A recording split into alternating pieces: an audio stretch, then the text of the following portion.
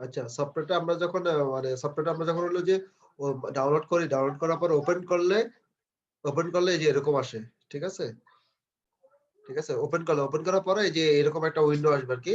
তো আমরা নেক্সট দিলাম। নেক্সট দেওয়ার পর তারপর আবার নেক্সট। এখানে দেখেন, এখানে হলো ডিরেক্টরিটা। ঠিক আছে?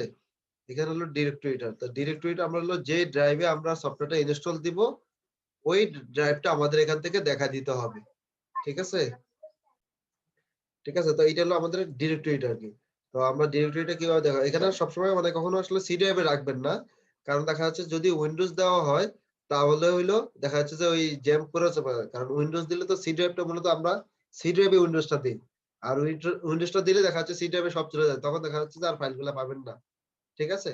তো আমরা এটা অন্য একটা ড্রাইভে দিব আরকি। আমরা এটা এই যে এখান থেকে ড্রাইভটা সিলেক্ট করে দিব।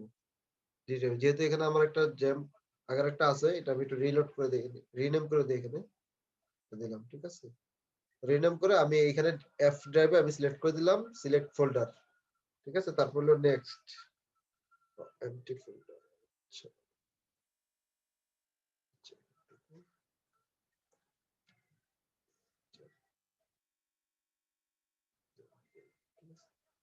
এই ফোল্ডারটা সিলেক্ট করে দিয়ে এই যে নেক্সট দিলাম। ল্যাঙ্গুয়েজ ইংলিশ, এখানে আর কোনো কিছু নাই। Next, next. এখানে একটা ব্রাউজার ওপেন হবে, ওটা আমরা ক্লোজ করে দিব অটোমেটিক্যালি। ঠিক আছে? এখন ইনস্টল হচ্ছে।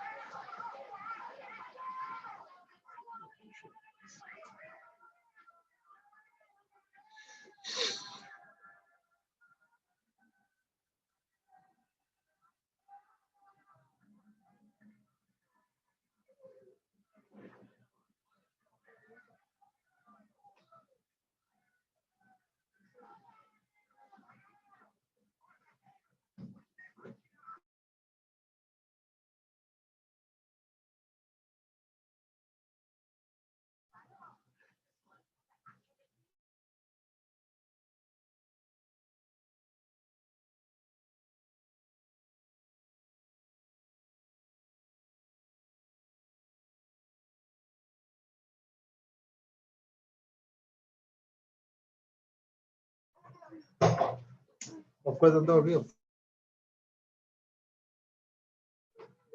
আচ্ছা, এখন হলো এই যে ফিনিশ হয়েছে। ঠিক আছে? তো এখন ফিনিশ করে দিলাম আমরা। ফিনিশ করে দেওয়ার পর তার মানে আমাদের আলটিমেটলি আমাদের জ্যাম সফটওয়্যারটা ইনস্টল হয়ে গেছে। তো ইনস্টল হয়ে যাওয়ার পর তখন আমাদের এরকম একটা উইন্ডো মানে সফটওয়্যারটা ওই জ্যামটা ওপেন হবে, যেটাতে কিনা এরকম একটা উইন্ডো আসবে আরকি। তো উইন্ডো আসার পর দেখেন এখানে কি দেওয়া আছে? অ্যাপাচি দেওয়া আছে, মাইস্কেল দেওয়া আছে, তারপর হলো ফাইল জিল্লা আছে, মার্কারি আছে, টমক্যাট আছে। ঠিক আছে? তো আমরা মূলত আসলে এখানে অনেকগুলো অপশন আছে। তো আমরা সবগুলো অপশন স্টার্ট দিব না। এখান থেকে অ্যাপাচি আর হলো মাইস্কেল, এই দুইটা আমরা আ অপশন আমরা স্টার্ট দিব আরকি। ঠিক আছে? এখানে মাইস্কুলটা হলো ডাটাবেস জন্য, আর অ্যাপাচিটা হলো যে আমাদের যে কোডগুলো যে রান হবে ওইটার জন্য আরকি। ঠিক আছে? দেখ আমরা এই ২ টা স্টার্ট করে দিব। ঠিক আছে? স্টার্ট হয়ে গেছে। দেখেন স্টার্ট হইলে এখানে একটা গ্রিন কালার একটা ইয়া দেখাবে, আর এখানেও দেখেন স্টপ লেখা আসবে। তারপরেও আবার এনশিওর করার জন্য এখানে দেখেন এই যে পোর্ট দেওয়া আছে, পোর্ট গুলা শো করবে আরকি। ঠিক আছে? তার মানে এখন আমাদের জ্যাম সফটওয়্যারটা ইনস্টল করা হয়ে গেছে। ঠিক আছে? কমপ্লিট এখন আমাদের রান। এখন আর এই জ্যাম সফটওয়্যারটা মূলত আসলে কি? এটার মাধ্যমে দেখা যাচ্ছে যে অনেকে তো ডোমেইন হোস্টিং আছে, যেটা হলো যে লাইভ হোস্টিং বা লাইভ সার্ভার আরকি। তো দেখা যাচ্ছে যাদের ডোমেইন হোস্টিং নাই, তারা এই জ্যাম্প এর মাধ্যমে, জ্যাম্প আছে, ওয়াম্প আছে। তো এইগুলো হলো যে এই সফটওয়্যারটা মূলত হলো যে নিজের কম্পিউটারকে সার্ভার হিসেবে কাজ করানোর জন্য মূলত আসলে এই সার্ভার গুলা ব্যবহার করা হয় আর কি, যেটা করলে ইন্টারনেট ছাড়াই কাজ করানো যায় আর কি, বিভিন্ন ওয়েবের কোডগুলা রান করে কাজ করা যায়। ঠিক আছে?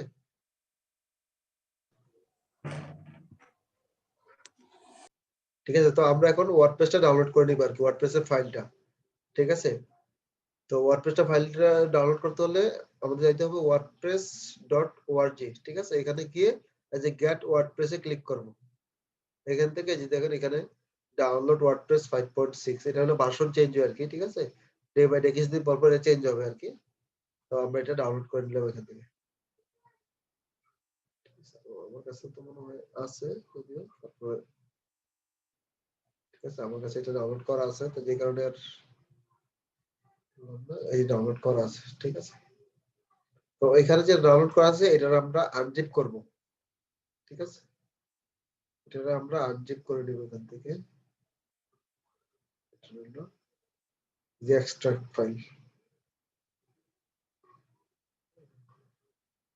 করার পর এখান থেকে দেখেন যে ফাইলটা ওপেন হলো, এখান থেকে ওয়ার্ডপ্রেস এই যে সবগুলো ফাইল। ঠিক আছে, আনজিপ করে দেখেন, আনজিপ করলাম, আনজিপ করার পরে ওয়ার্ডপ্রেসের ভিতরে যে ফাইলগুলো আছে সবগুলো ফাইল আমি কপি করলাম, এই যে সবগুলো ফাইল আমি কপি করব।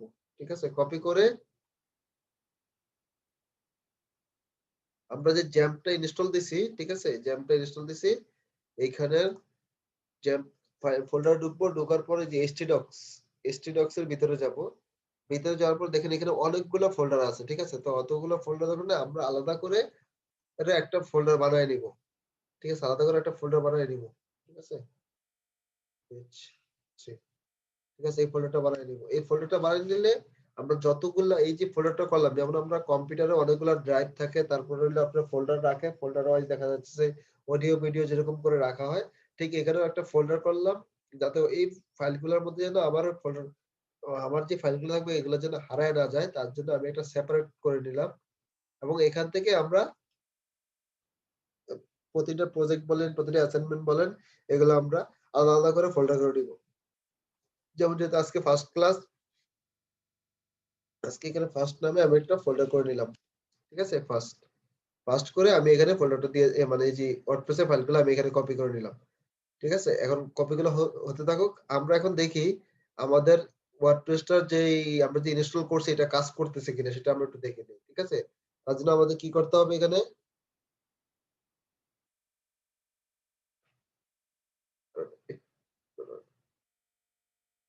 ঠিক আছে, তো আমরা আমাদের ফাইলগুলো তো মেবি কপি হয়ে গেছে। ঠিক আছে, কপি হয়ে গেছে, তো এখন আমরা আগে দেখি যে আমরা যে জ্যাম্প যে ইনস্টল দিছি এটা আমাদের আসলে মূলত কাজ করতেছে কিনা সেটা আমরা দেখে নিই। ঠিক আছে, তো আমরা লোকাল হোস্ট, ঠিক আছে, তারপরে হলো ড্যাশ দিলাম, তারপরে ড্যাশবোর্ড। ঠিক আছে, এটা কাজ করতেছে না। লোকাল হোস্ট ক্লোন দিলাম, এই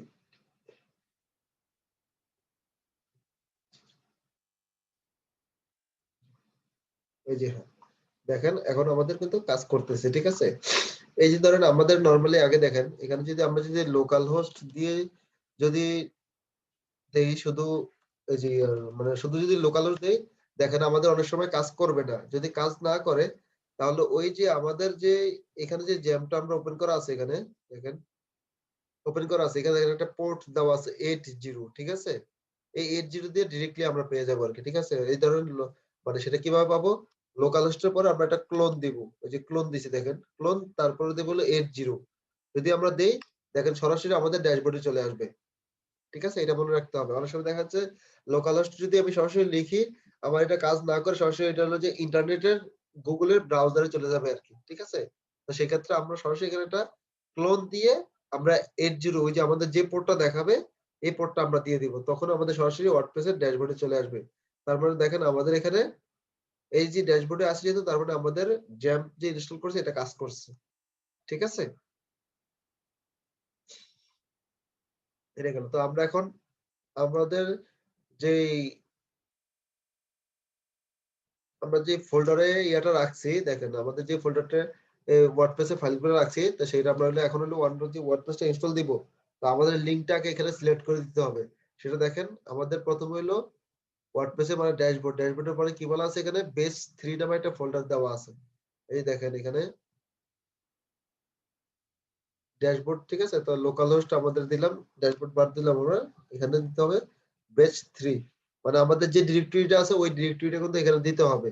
যেমন আমরা যখন একটা মাই কম্পিউটারে যাই, যেমন ধরুন আমরা যদি মাই কম্পিউটারে যাই, এই যে দেখেন আমাদের এখানে যে this PC new volume jam, ঠিক আছে? এখন এইটা দেখেন এখানে দেখেন সুন্দরভাবে দেওয়া আছে। এখন আমি যদি এটা ধরেন কপি করে নিলাম, কপি করে নিয়ে এটা আমি ক্লোজ করে দিলাম, ক্লোজ করে দিয়ে দেখেন এখন আমি যদি এটা যদি এইখানে থাকে, ঠিক আছে, জাস্ট এখন আমি যদি এটা ছেড়ে যদি এন্টার দেই, দেখেন আমার ওই ডিরেক্টরিতে চলে আসছে কিন্তু, ঠিক আছে? ঠিক সেম ভাবে আমাদের এখানে ইউআরএলটা আমাদের সিলেক্ট করে দিতে হবে যে আসলে আমাদের ডিরেক্টরিটা কোথায়। তো এখন আমাদের htdocs টা হলো মূল ফোল্ডার, মানে আমাদের ধরেন সাপোজ হলো ধরেন কারণ নাম, ধরেন আমার হলো আরিফ যদি ধরি আর কি, তো আমার মেইন ডোমেনটা কি arif.com, ঠিক আছে? এটা যদি আমি ধরি arif.com, এটা দিলে আমার হলো মেইন ডোমেনে যাবে।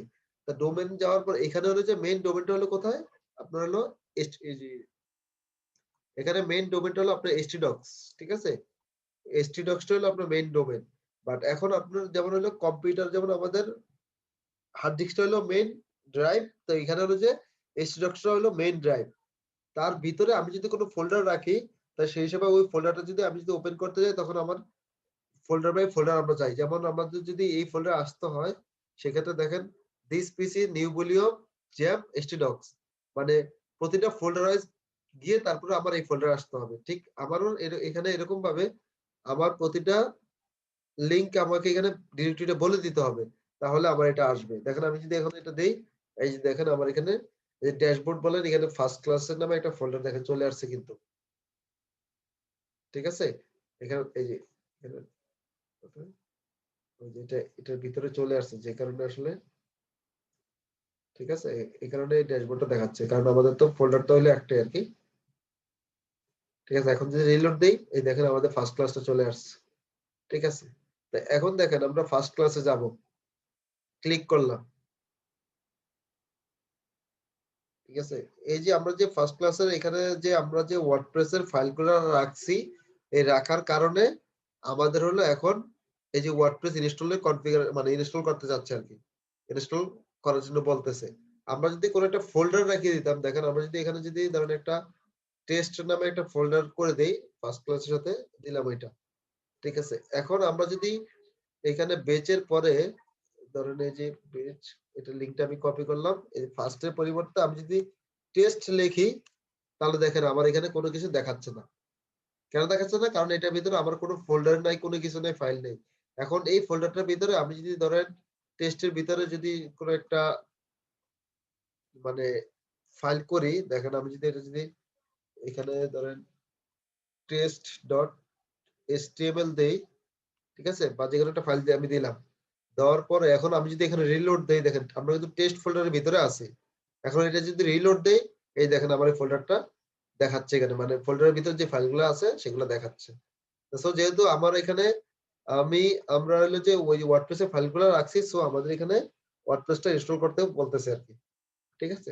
তো আমরা এখন এই ওয়ার্ডপ্রেসটা ইনস্টল দিব, ল্যাঙ্গুয়েজ সিলেক্ট করে দিলাম ইংলিশ, এটা অটোমেটিক্যালি ডিফল্ট হিসেবে সিলেক্ট করা থাকে। তারপরে যদি আমরা পরবর্তীতে যদি আমাদের ল্যাঙ্গুয়েজ চেঞ্জ করা লাগে, সেটা আমরা ওয়ার্ডপ্রেস ইনস্টল দেওয়ার পরেও আমরা ল্যাঙ্গুয়েজ চেঞ্জ করতে পারবো, ঠিক আছে? তো আমরা এখন কন্টিনিউ দিলাম, দেওয়ার পর দেখেন আমাদের এখানে কি চাচ্ছে, 5টা জিনিস চাচ্ছে, ঠিক আছে? একটা হচ্ছে database name, database user name, database password, আর ডাটাবেজ হোস্ট, আর হলো টেবিল প্রিফিক্স, ঠিক আছে? তো আমরা এখন এই জিনিসগুলো আমরা কালেক্ট করবো। সেগুলো কোত্থেকে কালেক্ট করবো আগে দেখেন, এখানে দেখেন এই যে পিএসপি মাই এডমিন, মানে ড্যাশবোর্ডে যাওয়ার পর এখানে দেখেন ডান পাশে একটা লেখা আছে পিএসপি মাই এডমিন, ঠিক আছে? আমরা যে এই যে ধরেন এখান থেকে যে জ্যামটা যে ইনস্টল করছি, এই যে মাই এসকিউএল, এই এসকিউএলটা হলো আসলে ডাটাবেজের কাজ, ঠিক আছে? তো আমরা পিএসপি মাই এডমিনে যখন যাব, এখানে যাওয়ার পর দেখেন এখানে আমাদের ডাটাবেজ, এই যে ডাটাবেজের দেখেন ডাটাবেজ এসকিউএল, তারপর আরো আদার্স অনেক অপশন থাকবে এখানে। তো আমরা মূলত ডাটাবেজ ক্রিয়েট করব।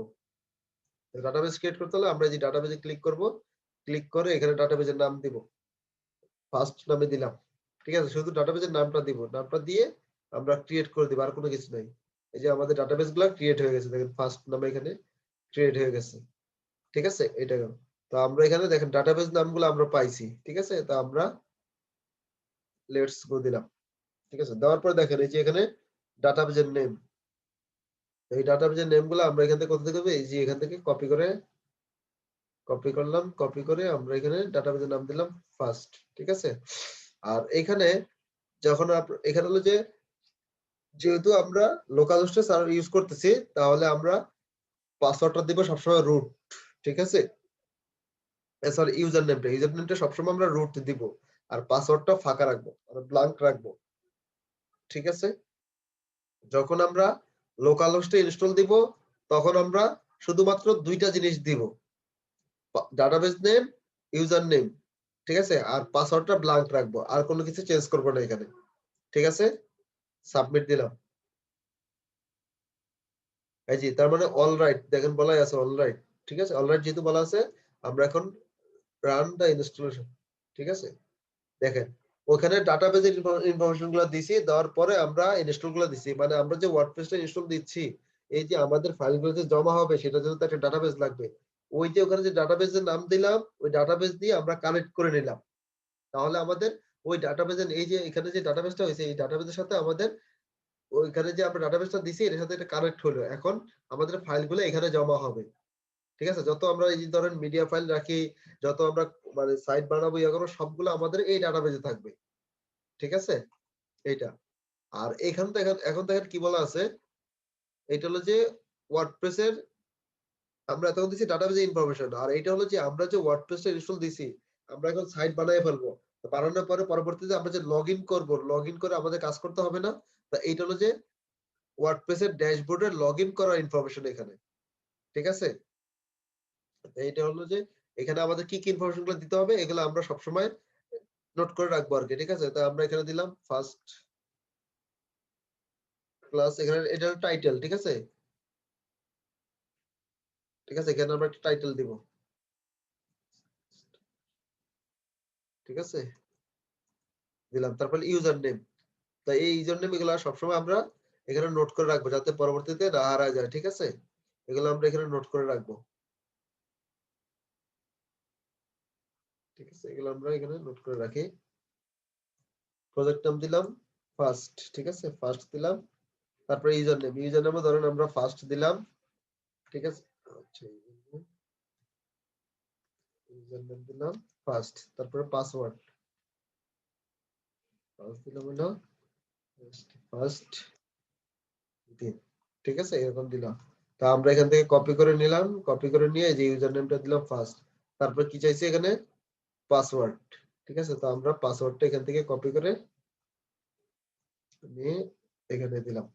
দেখেন এখন কিন্তু উইক দেখাচ্ছে। ঠিক আছে, যদি আমরা শেষের দিকে একটা হ্যাশ দিয়ে দিই, তাহলে দেখেন বার একটা জিরো মিডিয়াম দেখাচ্ছে। ঠিক আছে, তো এইটা নিয়ে কোনো ইস্যু না। ঠিক আছে, এটা নিয়ে কোনো ইস্যু না, তো আমাদের নরমালি এটা থাকুক। ঠিক আছে, এখান থেকে চাইলে হাইড করা যাবে, শো করা যাবে।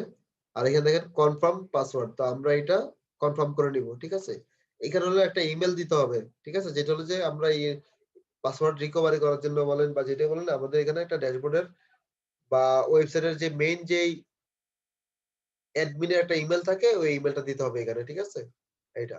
আর এখানে দেখেন একটা জিনিস সার্চ ইঞ্জিন ভিজিবল। ঠিক আছে, এইটা দেওয়ার, এটা কখনোই আপনার চেক বক্স দিবেন না, কারণ এটা দিলে দেখা যাচ্ছে যে আপনার হলো ওই যেটা যে গুগলের র্যাঙ্কিং বলেন বা অনলাইনে কেউ দেখতে পারবে না আর কি এটা। ঠিক আছে, এটার ক্ষেত্রে তো এটা সবসময় আমাদের আনমার্ক থাকবে।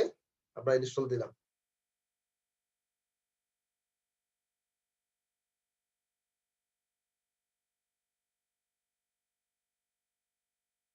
তো আমাদের ওয়ার্ডপ্রেস ইনস্টল হয়ে গেছে। এটা ঠিক যদি আছে, আরিফ ভাই, ঠিক আছে, আমাদের এখন ওয়ার্ডপ্রেস ইনস্টল হয়ে গেছে। তাহলে আমরা লগ ইন করি, এখান থেকে লগ ইন করলাম। পাসওয়ার্ড কি ছিল আমাদের? ইউজার নেম ছিল। আচ্ছা, আমরা একটু কপি করে নিয়ে আসি, এখান থেকে কপি করে নিই ফার্স্ট, তারপর আমরা